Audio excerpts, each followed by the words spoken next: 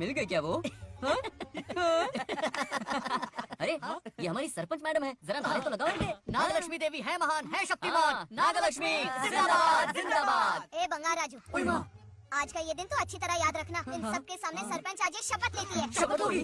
याद रखना बंगार राजू, भरे बाजार में तेरा जुलूस निकालूंगा। क्या होगा? मुझे डर लग रहा है, चलो प्लीज।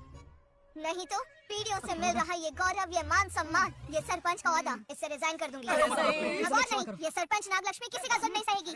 आई बड़ी शपथ लेने वाली, चल निकल। और क्या? अरे सत्यमा, किस्मत हर बार तो उसका साथ नहीं देगी ना। एक ही इलाज है, अच्छी सी लड़की देखकर उसकी शादी करा दो, हमेशा के लिए इस परेशानी से छुटकारा मिल जाएगा। लेकिन तुम्हारे पोते को अच्छी लड़की देगा कौन? कोई और लड़की नहीं चाहिए, उन दोनों की शिव पार्वती की जोड़ी है।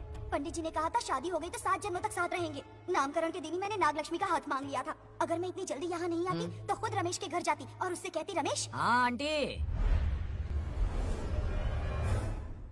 कुछ कहा आपने? हाँ, लगता है सपने में हमारी बात सुन रहा है। क्या हुआ रमेश? मैंने सब सुन लिया है। मैं सपने में हूँ? हाँ, कॉफी टी कुछ लेंगी क्या? क्या बात है, कंजूस ने कॉफी टी के लिए पूछा, जिंदा थे तो एक गिलास पानी तक नहीं पिलाया। अच्छा सुनो रमेश, अपनी बेटी की शादी मेरे पोते से करवा दो ना। अरे आपके लिए तो मेरी जान भी हाजिर है। पर क्या है आंटी, हाँ बोलो। अपने दादा की ट्रू जेरोक्स निकला है वो। अबे चमार गंजू, मुझे इस मामले में क्यों घसीट रहा है? पास ही बैठे थे, प्लीज बुरा मत मानना। तेरी तो इनकी बात पे ध्यान मत दे। अच्छा रमेश सुन ना, अपनी बेटी का हाथ मेरे पोते के हाथ में दे दे। आपको पता नहीं, बचपन से आज तक दोनों लड़ते आए हैं। एक छत के नीचे रहे तो कुंफू, कराटे, जूडो, बॉक्सिंग हर दिन होगा। फिर भी बेटी ने अपनी राय बदली तो मुझे कोई आपत्ति नहीं। किसी दिन उसका मूड देखकर उससे ये बात जरूर छेड़ूंगा। कल सुबह जल्दी उठना है, अब मुझे सोने दो। आराम से सो जा। रमेश, नींद में क्या बड़बड़ा रहे हो? सत्या आंटी मेरे सपने में आई। सत्या सपने में आई थी? क्या बोली? बंगा राजू और नागलक्ष्मी की शादी करा दो। चुप रे, आया बड़ा शादी की बात करने वाला। पानी पिया और सो जा। इसकी बेटी हाँ कहेगी तो ये शादी करवा देगा। अभी के अभी धरती पर जाओ, इसकी बेटी को राजी करो, शादी करा के ऊपर आ जाओ। पृथ्वी लोग स्वर्ग के अगल बगल में ही तो है, सुबह जाकर दोपहर तक लौट आऊंगा। अगर तुम नहीं गए ना तो मैं अपनी जान दे दूंगी। मरने की धमकी? कितनी बार मरेगी? मजाक कर रहा था मेरी हरी भरी। इंद्रदेव मेरे चाचा तो है नहीं, पूनम की रात का इंतजार करो, उसी दिन अपॉइंटमेंट मिलेगा। चलो मैं हूं ना, आजा।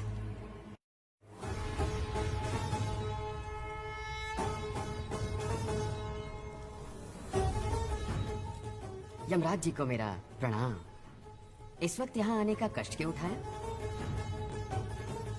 शिवरात्रि के दिन शिवलिंग का अभिषेक होगा। पृथ्वी पर हर वर्ष शिवरात्रि मनाई जाती है, पर इस वर्ष कुछ अशुभ होने वाला है। कोई अपशगुन ना हो, इसलिए बंगा राजू की आत्मा को फिर से मृत्यु लोक भेजना होगा। एक दैविक कार्य के लिए हम सभी को मिलकर यह कठोर निर्णय लेना ही होगा। आत्मा को मृत्यु लोक भेजेंगे?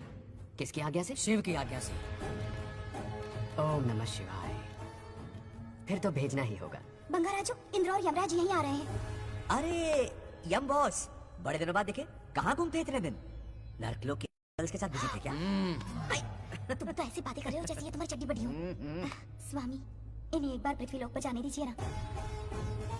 हाँ, मैंने इसे समझाया था, ये कोई लोनावला खंडाला नहीं है कि सैटरडे संडे घूम कर आ जाओ। कोई विशेष कार्य? हमारे पोते की जिंदगी का सवाल है, जाने दीजिए ना प्रभु। ये हो ही नहीं सकता, इसको इतनी सी बात समझ में नहीं आ रही। तुम्हारी हर चालाकी समझता हूँ बंगा राजू।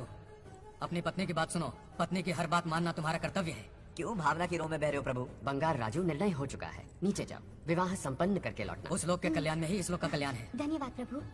चलो। हद हो गई, मर के भी चैन नहीं मिला। अच्छा हुआ जो वो मान गए, अब शादी कराकर ही ऊपर आना।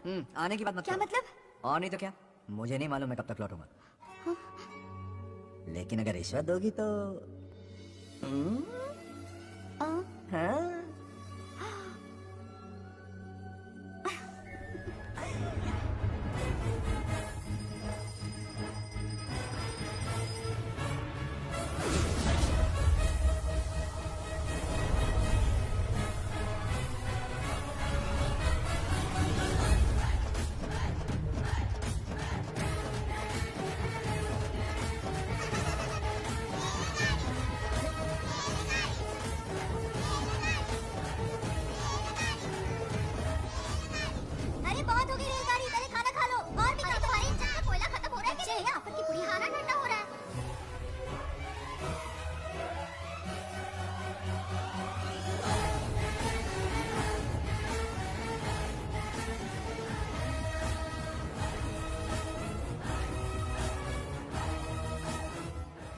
इतनी जल्दी में कहाँ जा रहे हो? आजकल घर में टिकते ही नहीं हो। अरे बंगार राजू, जब से तुम्हारी दादी गुजरी है दिन रात तुम्हारी प्रॉपर्टी की देखभाल कर रहे हैं। हिसाब लिखते लिखते आंखों में छाले पड़ गए, पर क्या करें, करना पड़ेगा, हमारा फर्ज जो है। मैं ये हिसाब देखकर क्या करूंगा? आप लोग ही संभालो ना। अरे रे, ऐसा कैसा मत करो, चाहे कयामत क्यों ना आ जाए पर तुम्हें हिसाब देते ही रहेंगे। दादी ने कसम जो दिलवाई थी। किसे? आपको? इसको कब दिलवाई? चुप रह बोला कर, हिसाब तो देखना पड़ेगा, मेरी कसम, चाहे कुछ भी हो जाए। ठीक है, दे दो हिसाब। ठीक है, आ जाओ। 50 एकड़ में नारियल के बगीचे हैं। हर एकड़ से 2000 नारियल आते हैं। क्या लाख पट्टी दे रहा है? टोटल नारियल हुए 1 लाख। एक नारियल की कीमत 2 रुपए, यानी कि कमाई 2 लाख। हाँ। तो ये रहे 2 लाख रुपए। ये 1 लाख हाँ। कीड़े मारने की दवाई के लिए। यहाँ कीड़े ज्यादा ही बड़े हैं। इतने? अब आप बताओ। झींगे का तालाब 50 एकड़ में फैला है। सोचा हर झींगे से 100 झींगे पैदा होंगे, पर ऐसा नहीं हुआ। फिर उन्हें वाइग्रा वाली दवाई भी खिला के देखी हाँ। और 12 ही बढ़े। ओह अच्छा।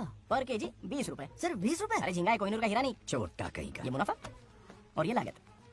अगला हिसाब है 100 एकड़ में गन्ने की खेती का। हाँ। उससे जो गुड़ बनता है किलो का 5 रुपए। 5 रुपए? और क्या, पिछले साल तो इससे भी आधे रेट में बेचा था। तेरे पर एक्टिंग कर।